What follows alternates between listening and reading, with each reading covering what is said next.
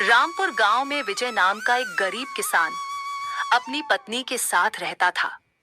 विजय जो बहुत ही गरीब था, उसके पास थोड़ी सी जमीन थी जिस पर वह खेती किया करता था। इसी तरह दिन गुजर रहे थे। एक दिन विजय की पत्नी विजय से बोलती है, अजी, दिन भर आप खेती में लगे रहते हैं। हमारे पास जमीन भी कम है। क्यों न जमींदार से कुछ और खेत ले लें ताकि और कमाई हो सके।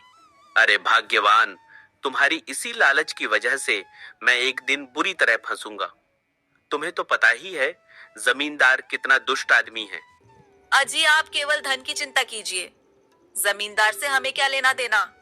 हमें तो जमीन का आधा हिस्सा से लाभ चाहिए। अच्छा ठीक है भाग्यवान, मैं कल ही जाकर जमींदार से जमीन मांगूंगा। शाम होती है। विजय और उसकी पत्नी सीमा भोजन कर कर सो जाते हैं। अगली सुबह विजय सीमा से बोलता है, अरे भाग्यवान, अब मैं जा रहा हूँ, तुम अपना ख्याल रखना। विजय फिर जमीन मांगने जमींदार के घर की ओर जाने लगता है। तभी उसे रास्ते में गांव का पंडित जी मिलते हैं, जो विजय से बोलते हैं, विजय कहाँ जा रहे हो? पंडित जी, मैं अपनी पत्नी के कहने पर जमींदार के पास जा रहा हूँ। विजय, आखिर क्या काम है? तुम क्यों जमींदार के पास जा रहे हो? पंडित जी, मैं अपनी पत्नी के कहने पर जमींदार के पास जा रहा हूँ। विजय, आखिर क्या काम है? तुम क्यों जमींदार के पास जा रहे हो? पंडित जी, मेरी पत्नी मुझसे ज्यादा मुनाफे के लिए जमींदार से और ज्यादा खेती की जमीन लेकर खेती करने के लिए कह रही है, ताकि हम लोग और मुनाफा कमा सके। विजय, तुम्हारी पत्नी बहुत लालची है। पंडित जी, मेरी पत्नी को क्या पता कि मैं खेती कैसे करता हूँ। वह मेरा दर्द क्या जाने। विजय, तुम सही बोल रहे हो। तुम्हारा दर्द तुम्हारी पत्नी क्या जाने। पंडित जी, अब मैं जा रहा हूँ, मुझे वापस घर भी आना है। विजय, चलो ठीक है, तुम जाओ। विजय फिर आगे बढ़ता है और वह जमींदार के घर पहुंचता है। जमींदार जी, मेरा नाम विजय है। मैं आपकी कुछ थोड़ी सी जमीन पर खेती करता हूँ। मुझे और भी जमीन चाहिए खेती करने के लिए। विजय, मैं तुम्हें जमीन एक शर्त पर दूंगा। तुम्हें मेरा एक काम करना होगा। जमींदार जी, क्या काम बोलिए, मैं आपका कोई भी काम कर दूंगा। विजय, दूसरे गांव में मेरा दोस्त है। तुम्हें उसे एक हीरो की भरी पोटली उसे देना होगा। मैं तुम पर बहुत भरोसा करता हूँ, इसीलिए मैं तुम्हें यह काम दे रहा हूँ। जमींदार जी, ठीक है, मैं कल ही आपका काम कर दूंगा। जमींदार फिर हीरो की भरी पोटली विजय को देता है। विजय फिर वापस अपने घर आता है और अपनी पत्नी से पूरी बात बताता है। क्या जमींदार जी ने जमीन देने की बात कही? भाग्यवान, जमींदार जी हमें जमीन खेती करने के लिए दे रहे हैं, मगर उसके बदले मुझे उनका काम करना होगा। यह हीरे से भरी पोटली मुझे उनके बगल के मित्र को पहुंचानी है, तभी वह मुझे खेती करने के लिए जमीन देंगे। ठीक है, अब आप सो जाइए। आपको कल सुबह ही जमींदार के मित्र के घर जाना है। अगली सुबह विजय हीरो की भरी पोटली लेकर जमींदार के मित्र हरिया के घर जाने लगता है। विजय, जो बहुत ज्यादा दूरी तय करके जमींदार के घर पहुंचता है। जमींदार का मित्र हरिया विजय का इंतजार कर रहा था। हरिया जमींदार जी, मैं आपका हीरो से भरी पोटली लाया हूँ, जो जमींदार जी ने दिए हैं। विजय, मुझे सब पता है, उन्होंने तुम्हारे बारे में बताई है। तुम बहुत ईमानदार आदमी हो। तुम्हारे जैसा ईमानदार आदमी ढूंढने पर भी नहीं मिलेगा। यह लीजिए अपना हीरो की भरी पोटली। ठीक है विजय, लाओ दो। विजय किसान, जो हीरो की भरी पोटली हरिया को देता है। हरिया जमींदार जी, अब मैं चलता हूँ। मुझे अभी जमींदार के पास भी जानी है। उनसे खेती करने के लिए जमीन भी तो लेनी है। विजय, अच्छा ठीक है, अब तुम जाओ। विजय फिर शाम होते होते जमींदार के घर आता है और जमींदार से बोलता है, जमींदार जी, मैं आपका कहे मुताबिक हीरो की भरी पोटली आपके मित्र के पास पहुंचा आया हूँ। विजय, बहुत अच्छा। मैं अपना कहा हुआ वादा पूरा करता हूँ। मैं तुम्हें 2 एकड़ जमीन दे रहा हूँ, जिस पर तुम खेती करना। सुबह होती है। अगली सुबह विजय अपनी पत्नी से बोलता है, अरे भाग्यवान, तुम्हें पता है जमींदार जी हमें 2 एकड़ जमीन दिए हैं खेती करने के लिए। अजी, क्या सचमुच जमींदार जी आपको खेती करने के लिए जमीन दे दिए हैं? जमींदार जी हमें जो खेत दिए हैं खेती करने के लिए, हम उसमें क्या खेती करें? अजी, मैं तो कह रही हूँ आप उसमें बैंगन की खेती करिए। बाजार में बैंगन की सब्जी की बहुत भाव है। ठीक है, भाग्यवान, मैं बाजार से बैगन के पौधे लाकर लगा दूंगा। विजय फिर बाजार से बैंगन के पौधे खरीदने निकल जाता है। वह अपने बाजार के सब्जी मंडी में जाता है, जहां बैंगन के पौधे बिक रहे थे। अरे विजय भाई, बहुत दिन बाद सब्जी मंडी में दिख रहे हो, कहो कैसे आना हुआ? अरे मंगरू भाई, मैं जमींदार से कुछ जमीन लेकर उसमें बैगन के पौधे लगाने वाला हूँ, इसीलिए मैं सब्जी मंडी में बैगन के पौधे खरीदने आया हूँ। विजय भाई, मैं अभी तुम्हें बैंगन का पौधे देता हूँ। विजय का मित्र मंगरू फिर विजय को बैंगन के पौधे देता है, जिसे लेकर विजय अपने घर आता है। विजय फिर अगली सुबह खेतों में बैंगनों के पौधे लगा देता है। इसी तरह दिन गुजर रहे थे। कुछ ही महीनों बाद विजय की बैंगन की फसल तैयार हो जाती है। अरे सुनती हो भाग्यवान, हमारे खेत में बैंगन की फसल हो चुकी है। मैं जा रहा हूँ सभी बैंगनों को सब्जी मंडी में बेचने। अजी आप ठीक बोल रहे हैं जी। आप जाइए और सभी बैंगनों को सब्जी मंडी में बेच आइए। विजय फिर अपना ठेला लेकर बैंगन की फसल को तोड़ने के लिए निकल जाता है। वह सभी बैंगनों को तोड़कर उसे ठेले पर रखकर सब्जी मंडी में बेचने लगता है। अरे विजय भाई, जरा मुझे 1 किलो बैंगन देना। अभी देता हूँ। विजय फिर 1 किलो बैंगन तौलकर उस औरत को देता है। शाम होते होते विजय अपना सारे बैंगन बेचकर अपने घर आता है। अरे भाग्यवान, मैं सभी बैंगनों को बेच दिया हूँ। मैं कल ही जमींदार को फसल का आधा पैसा दे आऊंगा। अगली सुबह विजय जमींदार के घर पहुंचता है और फसल का आधा हिस्से का मुनाफा जमींदार को देता है। सेठ जी, यह लीजिए फसल का आधा हिस्से का मुनाफा। बैंगन की फसल बोया था, जिसमें खूब मुनाफा हुआ है। विजय फिर वापस अपने घर आता है और अपनी पत्नी के साथ इसी तरह खेती कर कर खुशी खुशी रहने लगता है। अगर आपको यह कहानी अच्छी लगी तो वीडियो को लाइक और चैनल को सब्सक्राइब जरूर करें। मदनपुर गांव में हरिया किसान अपनी पत्नी कुसुम के साथ रहता था। उन दोनों का एक बेटा था जिसका नाम मोहन था। मोहन बड़े से शहर में MBA करके एक बड़े से ऑफिस में काम करता। वहीं मोहन के पिता हरिया जो खेत में काम किया करते थे। एक दिन हरिया किसान अपने खेतों में से काम कर कर वह अपने घर आ रहा था। तभी उसे रास्ते में एक गांव का आदमी मिल जाता है, जो हरिया किसान से बोलता है। अरे हरिया भाई, तुम्हारे बेटे का क्या हुआ? उसकी पढ़ाई अभी तक पूरी नहीं हुई, क्या अभी तक वह घर नहीं आया? अरे नहीं भाई रामू, ऐसी बात नहीं है। मेरा बेटा मोहन शहर में पढ़ाई पूरी कर कर अब वह किसी बड़े ऑफिस में नौकरी कर रहा है। हरिया भाई, तुम्हारी मेहनत रंग लाई। तुम्हारा बेटा मोहन पढ़ लिख कर किसी अच्छे ऑफिस में काम कर रहा है। अरे हाँ भाई रामू, तुम सही बोल रहे हो। मेरा बेटा बहुत मेहनत किया है, तभी तो वह आज उस पोजीशन पर है। हरिया भाई, एक मेरा बेटा है बिरजू, जो दिन भर इधर उधर घूमता रहता। रामू भाई ऐसे मत बोलो, एक ना एक दिन तुम्हारा बेटा बिरजू भी अपने पैरों पर खड़ा हो जाएगा। काश ऐसा हो, मेरा भी बेटा तुम्हारे बेटे की तरह कामयाब हो जाए। रामू मेरे भाई, अब मुझे घर जाने की इजाजत दो। मेरी पत्नी मेरी राह देख रही होगी। चलो ठीक है हरिया भाई, तुम जाओ, मुझे भी बहुत काम है। अब मैं चलता हूँ। हरिया किसान फिर कुदार लेकर अपने घर आता है। आते ही उसकी पत्नी कुसुम हरिया से बोलती है, अजी आप आ गए, मैं अभी आपके लिए खाना लगा दे रही हूँ। अरे भाग्यवान, आज मुझे रामू मिला था जो हमारे बेटे की बहुत बड़ाइयाँ कर रहा था। अजी आप मेरी दिल की बात दूसरों से सुन गए। मेरा बेटा बहुत मेहनत किया है, तब जाके उसका शहर में एक बड़े से ऑफिस में नौकरी लगा है। अरे हाँ भाग्यवान, तुम सही बोल रही हो। हमारा बेटा बहुत होनहार है। भगवान ऐसा बेटा सबको दे। इसी तरह दिन गुजर रहे थे। एक दिन मोहन के ऑफिस में किसी कारण उसकी कंपनी बंद हो जाती है। मोहन फिर अपने घर आने को सोचता है। यह बात किसी तरह उसके पिता को पता चलती है। वह अपने घर आते हैं और अपनी पत्नी कुसुम से बोलते हैं, अरे सुनती हो भाग्यवान, हमारा बेटा अब घर आ रहा है। अजी आप क्या सच बोल रहे हैं? अपना बेटा मोहन घर आ रहा है? हाँ भाग्यवान, अपना मोहन शहर से अपने घर को आ रहा है। उसकी कंपनी अब बंद हो चुकी है। अजी अब क्या होगा? अब हम लोगों का घर कैसे चलेगा? आप तो खेती करते हैं, सिर्फ खेतों से घर चलाना बहुत ही मुश्किल होगा जी। अरे भाग्यवान, अपना बेटा अब इधर ही कुछ काम कर कर हम लोगों का ख्याल किया करेगा। अगली सुबह मोहन अपने घर आता है और अपने पिता से बोलता है। पिताजी, मेरी कंपनी अब बंद हो चुकी है। अब मैं भी गांव में कुछ काम कर कर अपना जीवन यापन करूंगा। मोहन बेटे, तुम सही बोल रहे हो। तुम इधर ही कोई कंपनी खोजकर नौकरी करो। पिताजी, मैं कल ही नौकरी खोजने जाऊंगा।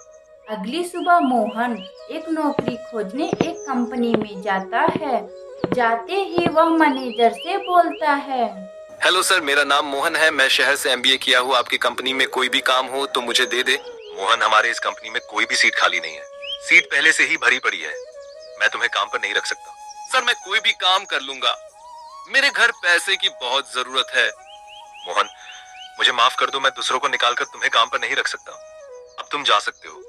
मोहन फिर उदास होकर दूसरे कंपनी में जाता है। जाते ही वह मैनेजर से पूछता है नौकरी के बारे में। सर, मेरा नाम मोहन है। मुझे काम की बहुत आवश्यकता है। आपकी कंपनी में कोई काम हो तो मुझे दे। मोहन, मेरे कंपनी में कोई भी सीट खाली नहीं है। मैं तुम्हें काम पर नहीं रख सकता। मोहन फिर उदास होकर अपने घर आता है और पूरी बात अपने माता पिता को बताता है। पिताजी, मैं आज बहुत सी कंपनियों में नौकरी खोजने गया था, लेकिन मुझे कोई भी नौकरी देने के लिए तैयार नहीं हो रहा है। मोहन बेटे, तुम चिंता मत करो। तुम्हें एक ना एक दिन नौकरी मिल ही जाएंगी। पिताजी, अब मैं बाहर घूमने जा रहा हूँ। शाम होते होते मैं घर वापस आ जाऊंगा। ठीक है मोहन, तुम जाओ, बाहर घूम कर आओ। मोहन फिर बाहर घूमने चला जाता है। तभी उसे रास्ते में एक पानी पूरी का ठेला दिखता है, जहाँ बहुत सारे लोग पानी पूरी खा रहे थे। अरे वाह, मुझे मिल गया आइडिया। अब मैं भी कल से पानी पूरी बेचना शुरू कर दूंगा। मोहन फिर अगली सुबह से पानी पूरी का ठेला खोल लेता, जिस पर एमबीए पानी पूरी वाला लिखा हुआ था। मोहन की दुकान देखकर कुछ लोग उसके दुकान पर पानी पूरी खाने के लिए जाते हैं। भाई मोहन, मुझे जरा अपना पानी पूरी खिलाना। जरा देखो कि तुम कैसे पानी पूरी खिला रहे हो। अभी खिलाता हूँ। मोहन फिर पानी पूरी खिलाने लगता है। उस ग्राहक को मोहन का पानी पूरी बहुत ही अच्छा लगता है। मोहन भाई, वाह, क्या पानी पूरी बनाते हो तुम। खाने में तो मजा ही आ गया। मोहन इसी तरह पानी पूरी बेचता और खुशी खुशी अपने माता पिता के साथ रहता। और कुछ ही समय में मोहन एक बहुत बड़ा बंगला भी खरीद लेता। मोहन अपने नए बंगले में अपने माता पिता के साथ खुशी खुशी रहने लगता। अगर आपको यह कहानी अच्छी लगे तो वीडियो को लाइक करें और चैनल को सब्सक्राइब करें और बेल आइकन को दबाना ना भूलें। हमें कमेंट में बताएं कि हमारी कहानी आप लोगों को कैसी लगी।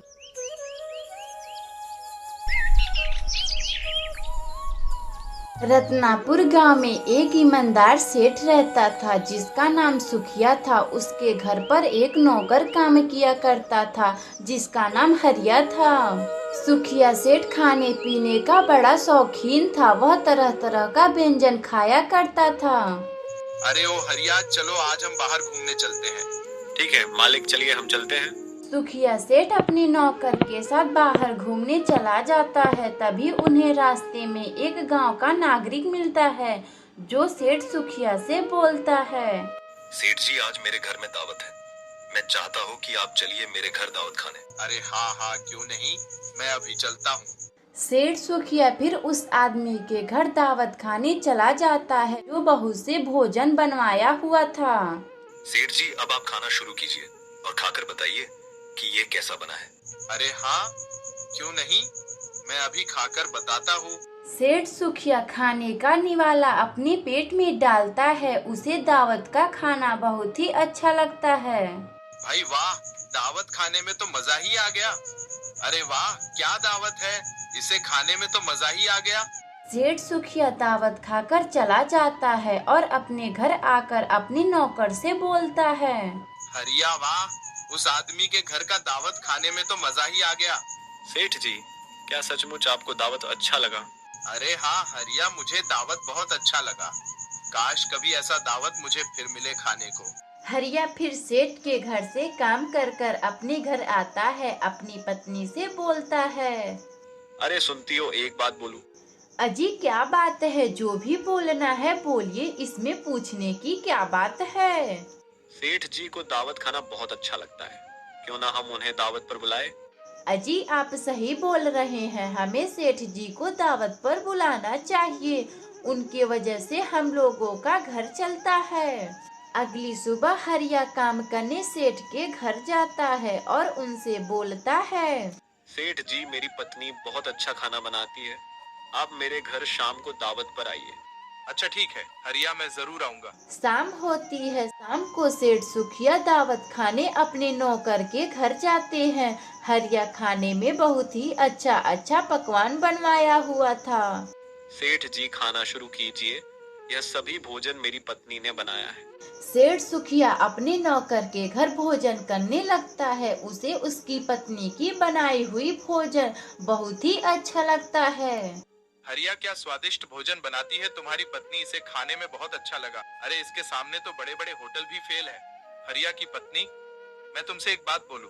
सेठ जी हाँ बोलिए, कैसी बात बोलना चाह रहे हैं आप? हरिया की पत्नी, मैं चाहता हूँ कि तुम मेरे घर खाना बनाओ, जिसकी सुगंध से मैं ज्यादा भोजन कर पाऊंगा। सेठ जी हाँ क्यों नहीं, मैं खाना बनाने के लिए तैयार हूँ। मैं कल से खाना बनाने के लिए आया करूँगी। अगली सुबह से हरिया की पत्नी गौरी सेठ सुखिया के घर खाना बनाने जाया करती है। हरिया की पत्नी रसोई घर में खाना बनाती और सेठ सुखिया उसी रसोई घर में खाया करता।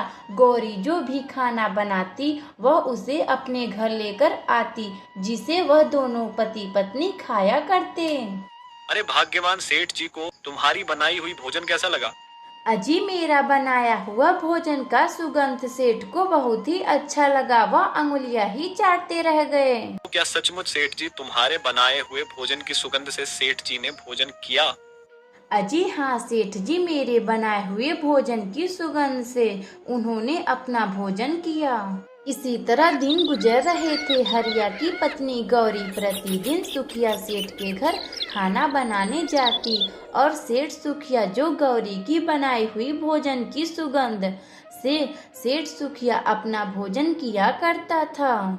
एक दिन की बात है, गौरी के मन में लालच आ जाती है। वह अपने पति हरिया से बोलती है, अजी हम लोग सेठ जी को खाने का सुगंध से भोजन करवाते हैं, उन्हें जरूर हमें कुछ भेंट के तौर पर देना चाहिए। भाग्यवान सेठ जी हमें खाने को तो भोजन दिया करते हैं, अब वह क्या दे सकते हैं? अजी आप सेठ जी के घर जाइए और उनसे पैसे मांग कर ले आइए। अरे भाग्यवान कैसे पैसे, मैं तो उनके घर कोई काम भी नहीं करता, केवल उनके साथ इधर उधर घुमा करता। अजी मुझे कुछ नहीं सुनना, आप जाइए और सेठ जी से पैसे मांग कर ले आइए। हरिया फिर सुखिया सेठ के यहाँ पैसे मांगने जाता है। हरिया क्या बात है, तुम जो इतने सुबह सुबह मेरे घर आ गए, बोलो क्या बात है? सेठ जी मेरी पत्नी मुझे बोली है आप जाइए और सेठ जी से भोजन के सुगंध का पैसा मांग कर लाइए। अरे ऐसी बात है, तुम रुको, मैं अभी आता हूँ। सेठ सुखिया इतना बोलकर अपने कमरे में जाता है और सिक्के की रखी धनराशि को खनखनाहट की आवाज में निकालता है। हरिया को सिक्के की खनखनाहट सुनकर वह सोचता है, लगता है सेठ जी ज्यादा सिक्के देंगे, इसीलिए ज्यादा आवाज आ रही है।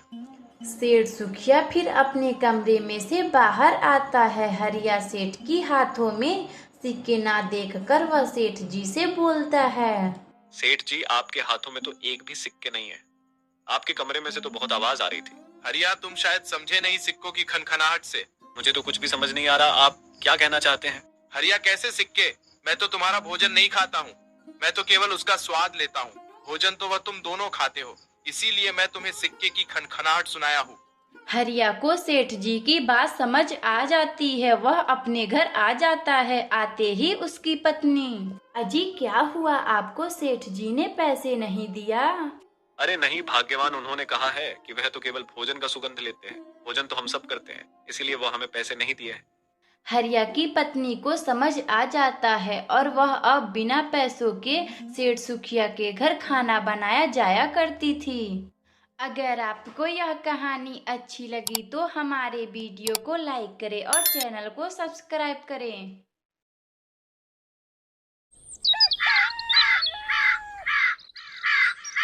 रामपुर गांव में एक पेटू सिंह नाम का एक आदमी रहता था। वह अपनी पत्नी गौरी के साथ रहता था। पेटू सिंह कुछ भी कामकाज नहीं जानता था। वह सिर्फ घर पर बैठकर खाता रहता। उसकी पत्नी जो सारा कामकाज करती। पेटू सिंह को कामकाज से दूर दूर तक कोई नाता नहीं था। अरे सुनती हो, मेरे लिए खाना लाओ, मुझे बहुत जोरों की भूख लगी है। अजी आपको दिन भर बस खाने की ही सूझती है, कोई काम धंधा करने का तो मन नहीं करता। दिन भर बस खाने पीने की ही बातें करते हैं। अरे भाग्यवान, तुम तो जानती ही हो ना, मुझे कोई काम धंधा नहीं आता। मुझे तो बस खाने पीने को ही मन करता है। हाँ हाँ, बस केवल खाओ पियो, काम काज तो करना नहीं है। मैं जा रही हूँ धनीराम सेठ के यहाँ काम करने। पेटू सिंह की पत्नी धनीराम सेठ के यहाँ नौकरानी का काम करने चली जाती है। गौरी को घर से बाहर जाने के बाद कुछ ही समय में पेटू सिंह घूमने के लिए बाहर निकलता है। तभी उसे रास्ते में हरिया नाम का एक आदमी दिखता है जो उसका पड़ोसी था। हरिया, मुझे भी अपने साथ ले चलो। तुम कहाँ जाओगे? तुम तो कोई काम धाम नहीं जानते। हरिया, मेरी पत्नी मुझसे बोलती है कि तुम कोई काम धाम नहीं करते, बस केवल खाते रहते हो। चलो ठीक है, तुम इतना बोल रहे हो तो मैं तुम्हें काम पर ले चलता हूँ, मगर वह तुम काम नहीं कर पाओगे। हरिया, तुम चिंता मत करो, मैं कोई भी काम कर लूंगा। हरिया फिर पेटू सिंह को लेकर अपने दोस्त के पास जाता है जो घर घर जाकर चोरियां किया करता था। सरदार, ये मेरा दोस्त है, इसे भी वही काम करना है जो हम लोग करते हैं। हरिया, यह काम इतना आसान नहीं है, इस आदमी की बस की बात नहीं है। सरदार, आप बिल्कुल चिंता मत करें, मैं चोरी कर लूंगा। घर पर इस तरह ताना सुनने से तो अच्छा है कि चोरी ही कर लूं। चलो ठीक है, अगर तुम चोरी करना ही चाहते हो तो हम लोगों की समूह में शामिल हो जाओ। सरदार चोरी का पूरा विचार हरिया और पेटू सिंह को बताता है और उन लोगों से बोलता है, सुनो तुम दोनों, आज रात हम बगल के गांव में चोरी करने चलेंगे, तुम लोग ठिकाने पर आ जाना। इतना बोलकर चोरों का सरदार वहाँ से चला जाता है। पेटू सिंह फिर शाम तक अपने घर आता है। उसकी पत्नी पहले से घर पर आ चुकी थी। अजी कहाँ गए थे आप जो इतनी शाम को आ रहे हो? अजी क्या आपको कोई काम मिला? अरे हाँ भाग्यवान, मुझे काम मिल गया है, मैं शाम होते ही अपने काम पर चला जाऊंगा। अजी ऐसा कौन काम है जो आप शाम को जाएंगे? अरे भाग्यवान, तुम उसकी चिंता काहे को कर रही हो? बहुत से काम जो रात में भी किया जाता है। अजी कुछ भी हो, आपको काम मिल गया, बस इतनी ही बहुत है। रात होती है। पेटू सिंह अपनी पत्नी के सो जाने के बाद वह चोरी करने निकल जाता है। वह सबसे पहले हरिया के पास जाता है और उसे साथ लेकर सरदार के बताए हुए ठिकाने पर जाता है जहां सरदार इनका पहले से ही राह देख रहा था। तुम दोनों जाओ, घर में जो सबसे कीमती चीज है उसे लेकर मेरे पास आओ। हरिया और पेटू सिंह फिर चोरी करने घर के अंदर जाते हैं और सबसे पहले कीमती चीज चुरा कर लाते हैं और सरदार उन्हें चोरी करने के लिए कुछ पैसा देता है। ये लो, तुम दोनों आज की अपनी कमाई, कल फिर से हमें चोरी करने चलना है। पेटू सिंह पैसे को लेकर अपने घर आता है और फिर अपनी पत्नी को देता है। अरे भाग्यवान, यह लो पैसे जिसे मैं कमा कर लाया। तुम कहती थी कि मैं कोई काम नहीं करता, अब मैं हर रोज काम पर जाया करूंगा। अजी आप इतने पैसे कहाँ से लाए हो? अरे भाग्यवान, तुम उसकी चिंता मत करो। पेटू सिंह अपनी पत्नी को अपने बारे में कुछ नहीं बताता। जब भी उसकी पत्नी पूछती तो वह कोई ना कोई बहाना बनाकर टाल देता था। अरे भाग्यवान, मैं आज फिर काम पर जा रहा हूँ, तुम अपना ख्याल रखना, मैं काम कर कर सुबह होते ही घर आ जाऊंगा। अजी ठीक है, आप जाइए और सुबह होते ही चले आइएगा। इधर पेटू सिंह चोरी करने निकल जाता है, उधर गौरी को अपने पति पर शक होने लगता है। यह हर रोज कहाँ जाते हैं, मुझे भी नहीं बताते हैं, मैं आज इनका पता लगाऊंगी। गौरी भी पेटू सिंह का पीछा करने लगती है। वह देखती है कि उसका पति चोरी करने जा रहा है। आ गए तुम दोनों, चलो अब हम चोरी करने भीष्मा के घर चलते हैं। पेटू सिंह अन्य साथियों के साथ जाता है और चोरी करने भीष्मा के घर में चला जाता है। पेटू सिंह चोरी करने घर के अंदर जाता है। यह सब होता हुआ उसकी पत्नी देख रही थी। अच्छा, यह इतने सारे पैसे चोरी कर कर लाते हैं, आने दो, आज इनकी अच्छे से खबर लूंगी। इतना बोलकर उसकी पत्नी चली जाती है। वह घर पर अपने पति का इंतजार कर रही थी।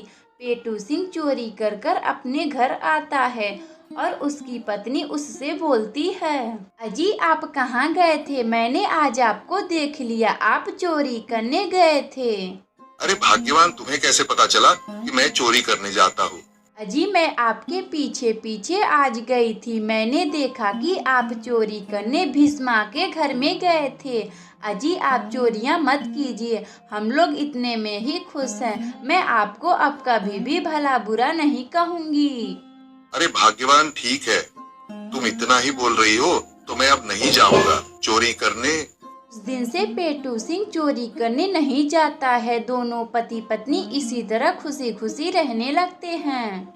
प्यारे दोस्तों, अगर आपको यह कहानी अच्छी लगे तो वीडियो को लाइक करें और चैनल को सब्सक्राइब करें और बेल आइकन को दबाना ना भूलें। हमें कमेंट बॉक्स में बताएं कि हमारी कहानी आप लोगों को कैसी लगी।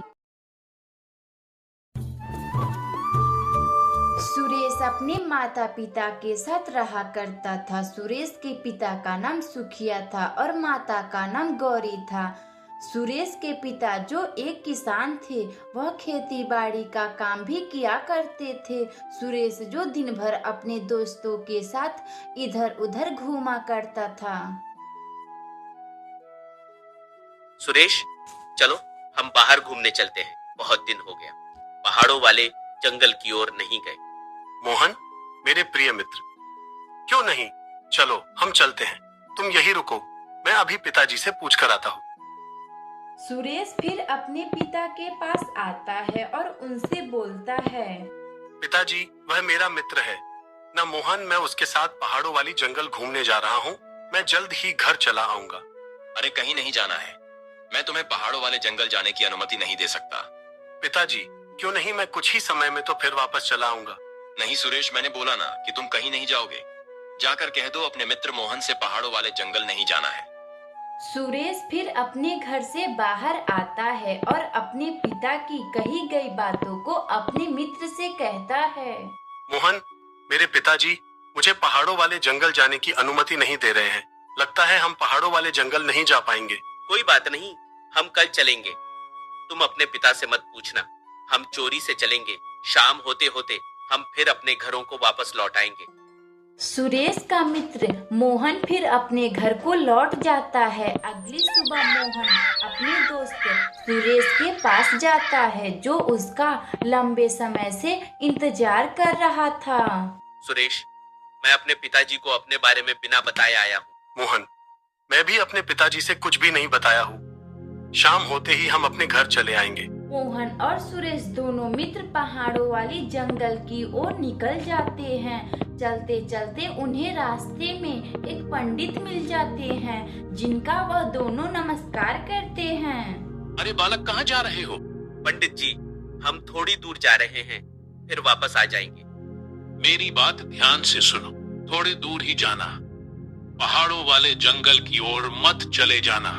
ठीक है पंडित जी, हम थोड़ा ही दूर जाएंगे। सुरेश और मोहन पंडित जी से झूठ बोल देते हैं। वह दोनों मित्र आगे बढ़ जाते हैं। आगे जाते जाते उन्हें और एक आदमी मिलता है, जो उन दोनों से बोलता है। सुरेश और मोहन, तुम दोनों कहाँ जा रहे हो?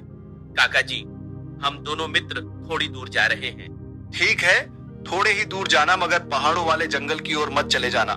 दोनों मित्र आगे बढ़ते हैं और आपस में चर्चा करते हैं, आखिर क्या है इन पहाड़ों वाले जंगल में। मोहन मेरे मित्र, आखिर क्या है पहाड़ों वाले जंगल में जो लोग हमें मना कर रहे हैं? सुरेश, तुम लोगों की बातों में मत ध्यान दो, उनका तो काम है कहना। चलो हम आगे चलते हैं, बस कुछ ही दूर बचा है पहाड़ों वाला जंगल। चलते चलते वह दोनों मित्र पहाड़ों वाले जंगल में पहुंच जाते हैं, जहां पर एक बहुत बड़ा गुफा का द्वार था, जिसमें एक डरावनी वाली आवाज आ रही थी। मोहन, इसमें क्या हो सकता है? मुझे तो बहुत डर लग रहा है।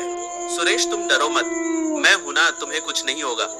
मोहन आगे आगे चलता, सुरेश मोहन के पीछे चलता। तभी उन्हें एक भूत दिखता है जिसका नाम भोलू भूत था। वह दोनों भूत को देखकर डर जाते हैं। अरे मोहन, मुझे तो बहुत डर लग रहा है। डरो मत, मैं कुछ नहीं करूंगा। तुम दोनों मेरा एक काम करो, तभी मैं तुम्हें यहाँ से जाने दूंगा। भोलू भूत जी, कैसी बात आप क्या कहना चाहते हैं?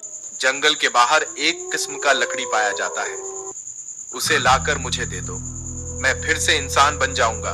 ठीक है, हम वह लकड़ी लेने जा रहे हैं। अगर तुम मुझे लकड़ी लाकर मुझे दे दोगे तो मैं तुम्हें घर जाने दूंगा। मोहन और सुरेश लकड़ी लाने निकल जाते हैं। जाते जाते उन्हें एक आदमी मिलता है जो उन लोगों से बोलता है। तुम दोनों कहाँ जा रहे हो? हम दोनों दोस्त एक किस्म का लकड़ी लाने जा रहे हैं जो भोलू भूत ने मांगी है। क्या तुम्हें भी वह भूत बेवकूफ बना दिया? भोलू भूत सबको इसी तरह बेवकूफ बनाता है। अरे तुम क्या बोल रहे हो? हमें तो कुछ समझ ही नहीं आ रहा है। वह कोई भूत नहीं है, वह सबको बेवकूफ बनाता है और सबको इसी तरह परेशान करता है। तुम दोनों घर जाओ और फिर कभी इधर मत आना।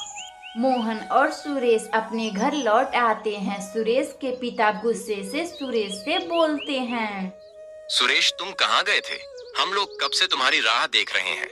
पिताजी, मैं और मोहन एक साथ थोड़ी दूर टहलने गए थे। सच सच बताओ सुरेश, कहाँ गए थे? गांव के तुम्हारे काका मुझसे मिले थे, उन्होंने तुम्हें पहाड़ों वाले जंगल की ओर जाते हुए देखे हैं। पिताजी, मुझे माफ कर दे, अब मैं कभी भी पहाड़ों वाले जंगल नहीं जाऊंगा। सुरेश फिर अपने पिता को पूरी बात बताता है और वह अपने पिता से गलती की माफी मांग लेता है। सुरेश के पिता उसे माफ कर देते हैं और वह छोटा सा परिवार इसी तरह खुशी खुशी रहने लगता है। अगर आपको यह कहानी अच्छी लगे तो वीडियो को लाइक करें और चैनल को सब्सक्राइब करें और बेल आइकन को दबाना ना भूलें। हमें कमेंट बॉक्स में बताएं कि हमारी कहानी आप लोग